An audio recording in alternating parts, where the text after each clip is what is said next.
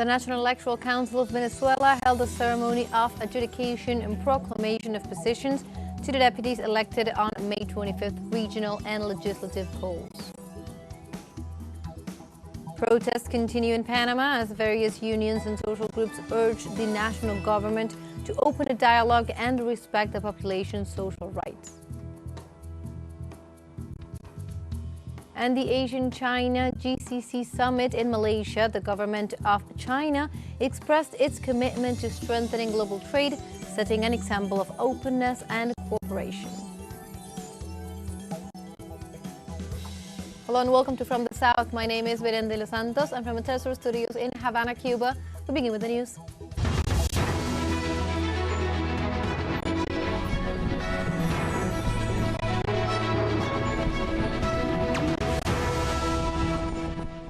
We now begin with the information. On Tuesday, the National Electoral Council of Venezuela held the ceremony of adjudication and proclamation of positions to the deputies elected on the May 25th regional and legislative polls.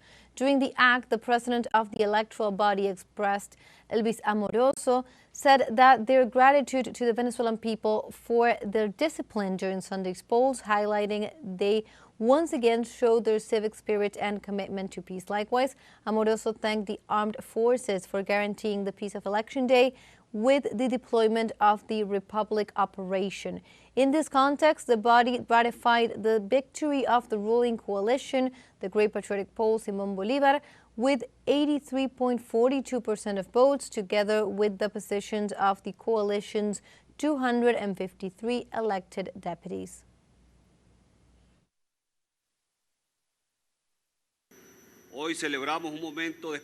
Today we celebrate a moment of special significance for our democracy with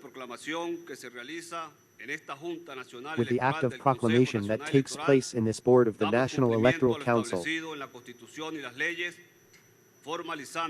in compliance with the provisions of our Constitution and laws, formalizing the awarding of the positions of deputies to the National Assembly with the National Awarding List, and simultaneously acts of proclamation are carried out in each of the states of the country to formalize the elected state governors. In this context, and after counting 99.88% of the polling stations, the Electoral Authority reaffirmed the resounding victory of the Great Patriotic Poll in Sunday's regional and legislative elections with more than 5 million votes.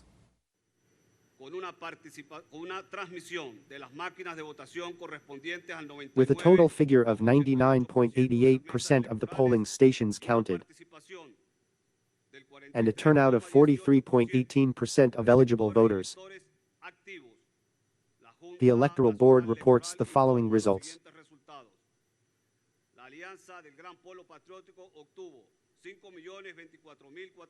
The Alliance of the Great Patriotic Poll obtained 5,240,475 votes, representing 83.42% of the total number of votes. The Great Patriotic Poll Alliance obtained 253 seats of deputies to the National Assembly.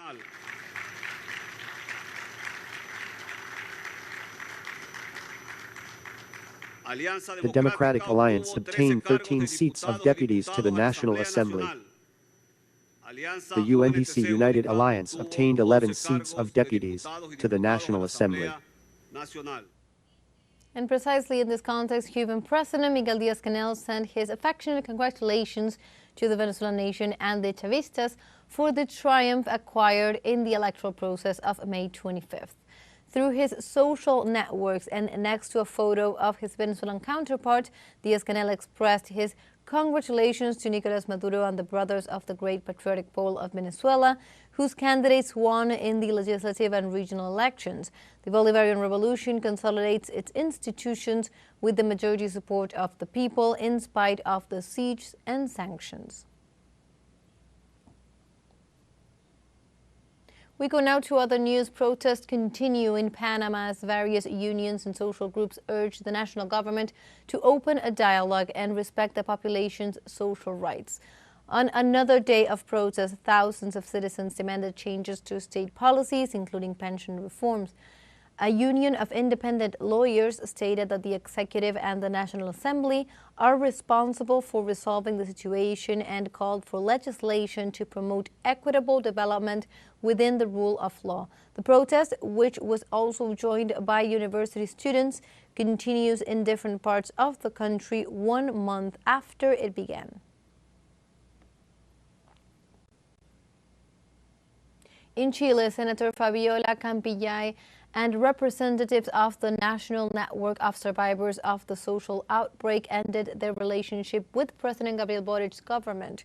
During a press conference held in the historic center of Santiago, Campillay explained that the presidential candidate at the time had met with them in May of 2022 to lay the groundwork for a comprehensive reparations roundtable. However, 3 years later, they denounced the Undersecretary of Human Rights for the lack of progress, the abandonment of victims of Pinochet's dictatorship, and the complete absence of political will to fulfill this long-awaited commitment. The senator also announced that she would not be attending the next public hearing on June 1st because she believes that the government has failed in its struggle for human rights and has supported laws that have released human rights violators.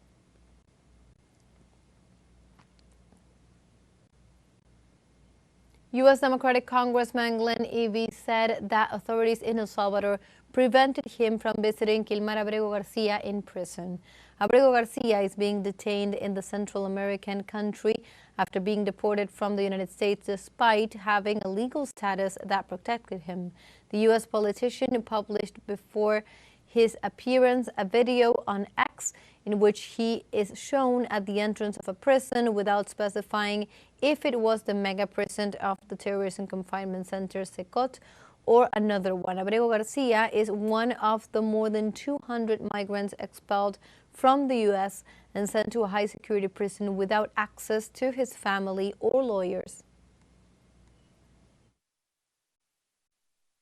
Yeah, well, we were not able to meet with Kilmar, for sure. We went out to the Santa Ana prison today and got there, and we spoke to the people at the gate. They wouldn't open the gate and let us in. They said we had to go back to San Salvador to get a permit for a visit, which doesn't make any sense because I'd already gone over the heads of the people who were doing admissions to the prison. We was here before, but the key thing was to visit with Kilmar for the reasons that Chris discussed, to make sure that he's okay, to discuss his legal rights and the like. So. Now we have a short break coming up, but first, remember you can join us on TikTok at teleSUR English, where you will find news in different formats, news updates, and much more. We'll be right back. Stay with us.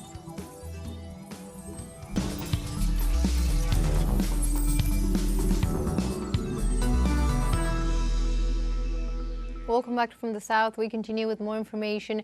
At the ASEAN-China-GCC Summit in Malaysia, the government of China expressed its commitment to strengthening global trade in an example of openness and cooperation. During his speech at the summit, Chinese Premier Li Qiang called for the collaborative development of an inter-regional model to connect the markets of Southeast Asia and the Arab Gulf. The initiative is aimed at establishing a space for development and economies with the greater freedom and convenience for trade and investment on a globally significant scale. In this regard, Premier Li Qiang indicated that China is willing to strengthen macroeconomic policies and professional industrial collaboration with ASEAN and the GCC based on mutual respect and equality.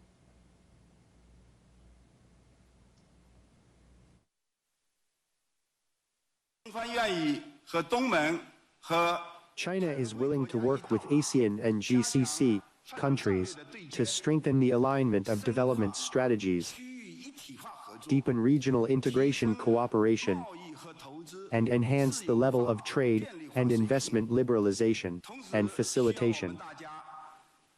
At the same time, we must all firmly uphold the multilateral trading system with the World Trade Organization at its core, and promote the creation of a stable and orderly international market environment. In the face of escalating geopolitical conflicts and confrontation, we must remain committed to deepening mutual trust and enhancing solidarity. Only in this way can we create long-term strategic opportunities. And in other news, at least 5 people died following an explosion at a chemical plant in China's Shandong province. The incident, which occurred in the morning, left 19 people with minor injuries and 6 others missing. According to local authorities, several buildings near the chemical plant were damaged and black smoke could be seen billowing into the sky. Chinese authorities are currently investigating the cause of the explosion.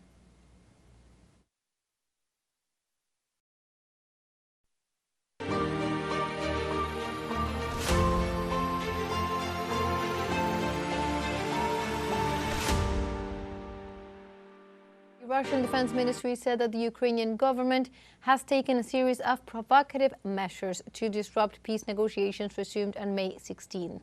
Defense authorities reported that since May 20th, Kiev forces multiplied the number of drones and missile attacks on civilian and military facilities in Russian territory.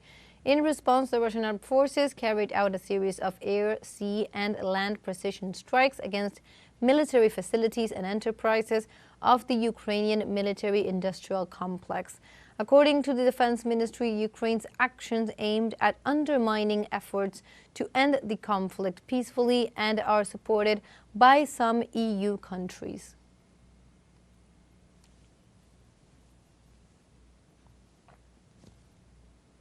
In this context, the Russian Defense Ministry reported that its anti-aircraft defense system destroyed at least 2,331 Ukrainian drones. Military authorities said that more than 1,400 of those drones were destroyed over civilian areas. The Defense Ministry further detailed that its attacks were aimed directly at Ukrainian arms depot and facilities in Sumy, Kharkov, Odessa, Zaporizhia, among other areas. And despite external attempts to hinder the cooperation between the two nations, Russia and Turkey seek to expand bilateral cooperation. Following his meeting with Turkish Foreign Minister Hakan Fidan, Russian Foreign Minister Sergei Lavrov confirmed his country's interest in pursuing a positive bilateral agenda. Lavrov reaffirmed Moscow's and Ankara's positions, particularly given the West's attempts to introduce illegitimate complications into the relations between the two nations. Turkish Foreign Minister Hakan Fidan assured Lavrov of his government's readiness to support the resolution of the Russian-Ukrainian conflict in any way possible.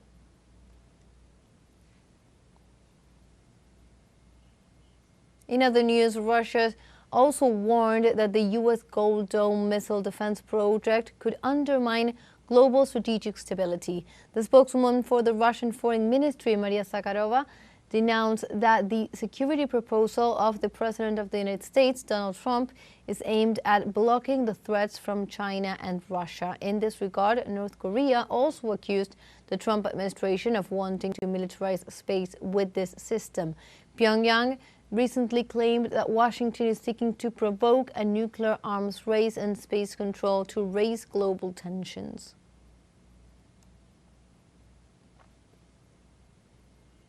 And on Tuesday, the government of Iran stressed that negotiations on the nuclear program with the United States will be unfeasible if they do not have the right to enrich uranium. Uranium enrichment is an integral part of Iran's peaceful nuclear energy and nuclear industry, and it must be maintained. We will not make the slightest concession in this regard. Therefore, all parties, including Oman, will certainly take this red line into account when proposing suggestions. We have a second short break coming up, but before we invite you to visit our Facebook page at teleSUR English. There you'll be able to watch our top stories, special live coverages, and much more. Follow the page and activate notifications to stay up to date on the world's most recent events. Final short break.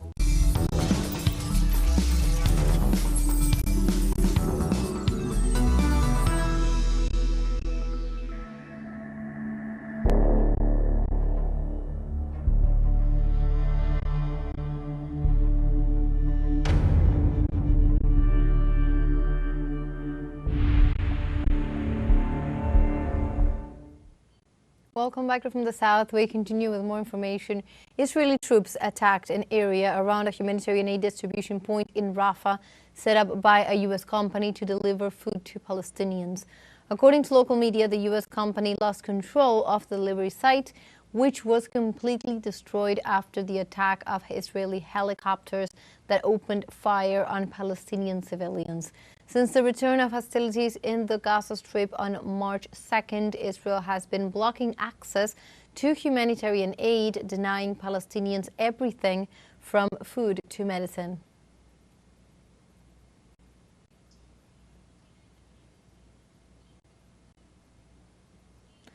And amidst uncertainty and criticism surrounding alleged Israeli humanitarian plans for Palestine, the director of a humanitarian organization operating in the Gaza Strip, backed by the United States and Tel Aviv, unexpectedly resigned.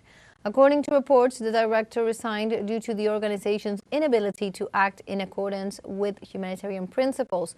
This event calls into question the credibility of the West's humanitarian projects in besieged Gaza.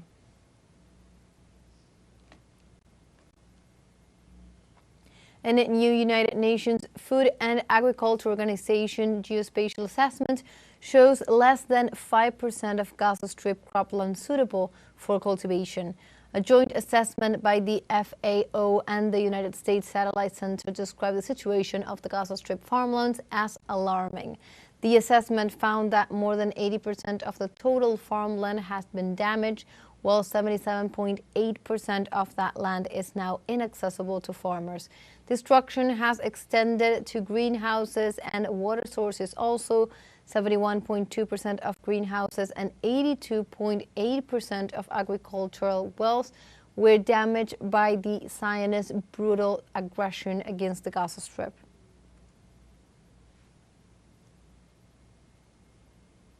Meanwhile, Israeli troops advanced several hundred meters into Lebanese territory on Tuesday in violation of the ceasefire between both nations.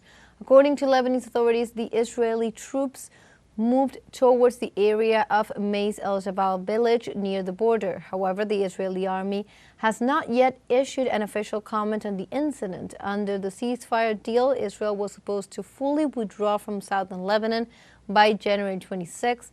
But the deadline was extended to February 18th after it refused to comply. Lebanese authorities have reported thousands of Israeli violations of the truce, including death and injuries as a result of Israeli fire. The Zionist regime still maintains a military presence at 5 border outposts.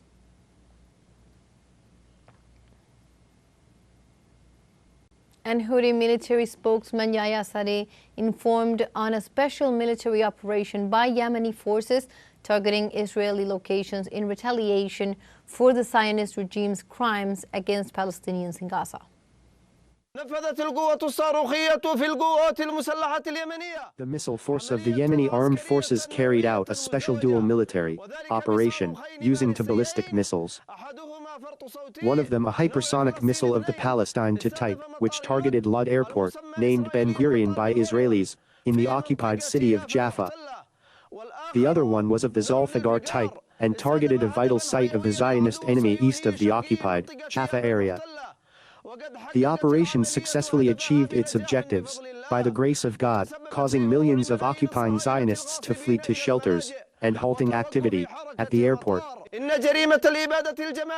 crime of genocide against our brothers in the Gaza Strip, along with the siege and starvation, is a crime unprecedented in human history, one that compels all free people in our nation and around the world to act in support of justice and humanity.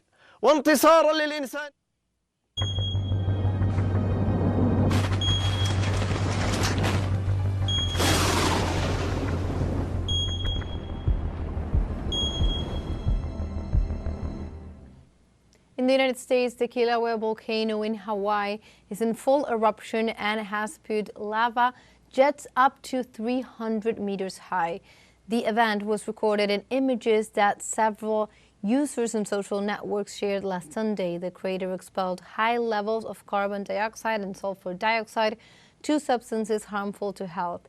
Kilauea, one of the 6 most active volcanoes in Hawaii, attracts tourists for its large lava jets during its eruptions. The volcano is also considered one of the most active volcanoes in the world and has experienced several episodes similar to this one since December 23rd. And in the United States, more than 228,000 homes in the state of Texas were left without power due to the intense storms that hit the region on Monday. Precisely, Harris County in eastern Texas was one of the hardest hit, with more than 100,000 customers without power by early Tuesday morning, according to incident tracking website Power Outage. The storm occurred during Memorial Day, a federal holiday in the United States, and in this context, the National Weather Service issued flood watches and severe flood warnings for the entire area, in addition to forecasting severe thunderstorms. Like this, we have come to the end of this news brief. You can find these and many other stories on our website at telesurenglish.net. Also join us on social media. We are on Facebook, X, Instagram, Telegram, and also on TikTok. For TeleSUR English, my name is Belen de los Santos. Thank you for watching.